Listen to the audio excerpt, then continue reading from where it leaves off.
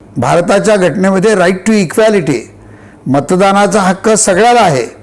प्रत्येकाने आपापल्या विचाराने मतदान हे केलं पाहिजे.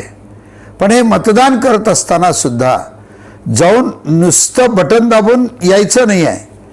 दोन गोष्टी करायच्या आहेत. एक विचार करायचा आहे आणि कर्तव्य करायचं आहे.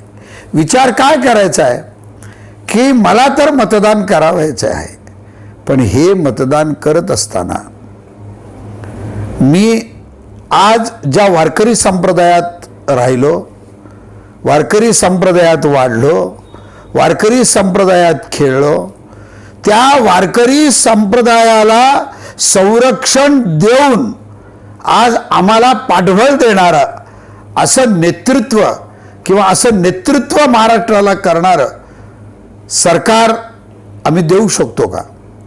असं समजू नका एक मत काय करतंय. एकच मत महाराष्ट्राला घडवू शकतो आणि तेही मत तुमचं आणि आमचं. एकापासून हजारो मतं होतात, पण त्या हजारा मतामध्ये तुमचंही एक मत आहे.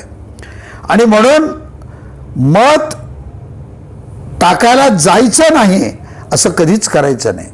मत तर टाकलंच पाहिजे, पण टाकत असताना अतिशय विचार करून मत टाकलं पाहिजे. अतो विचार कर्तव्यो, विचार करून मत टाकलं पाहिजे. का टाकलं पाहिजे?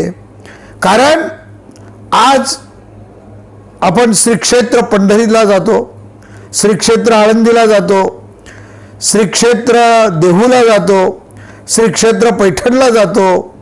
महाराष्ट्रातील अनेक संतांच्या ठिकाणी आज तुम्ही आम्ही सातत्यानं जात असतो. तिथे जात असताना भजन करायला, सत्संग करायला, प्रवचन करायला आज तुम्ही निर्भयतेने गेलं पाहिजे. तुम्हाला जाताना आनंद वाटला पाहिजे. तुम्हाला त्या राज्यकर्त्यांनी पाठबळ दिलं पाहिजे, राज्यकर्त्यांनी तुम्हाला सांभाळलं पाहिजे. म्हणून मतदान करत असताना अतिशय विचार करून मतदान करा. आज तुम्ही आम्ही इतके निर्भयतेने फिरत आहोत, त्याचं कारण छत्रपती शिवाजी राजेने आज तुम्हाला आणि आम्हाला सांभाळलंय. ज्या राजाने हिंदुत्वासाठी संपूर्ण महाराष्ट्राला सांभाळलं, म्हणून आज तुम्ही आम्ही एवढे निर्भय आहोत.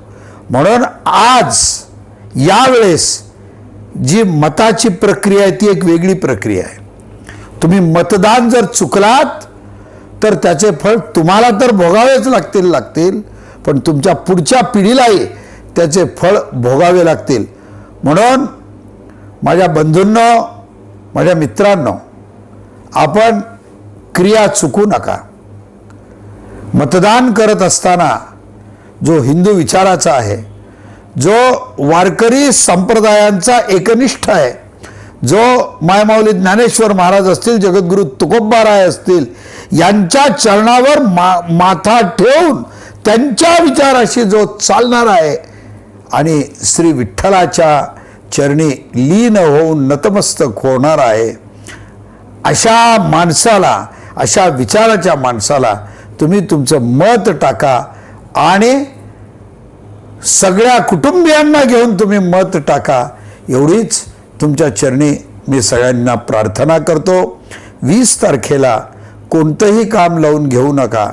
ज्याप्रमाणे एकादशीचा आपण पवित्र असा व्रत करतो, त्याप्रमाणे एकादशी आपण कधीच चुकत नाही. त्याप्रमाणे आपण मतदान करायलाही अजिबात चुकू नका. मत निर्भयतेनं करा. हिंदू विचाराच्या माणसाला मत करा. वारकरी संप्रदायाचा जो अनुयायी आहे, वारकरी संप्रदायाच्या तत्वज्ञानाशी जो लीन होणार आहे, अशा विचाराला तुम्ही मतदान करा. एवढीच आपल्या चरणी प्रार्थना करतो. रामकृष्ण हरी.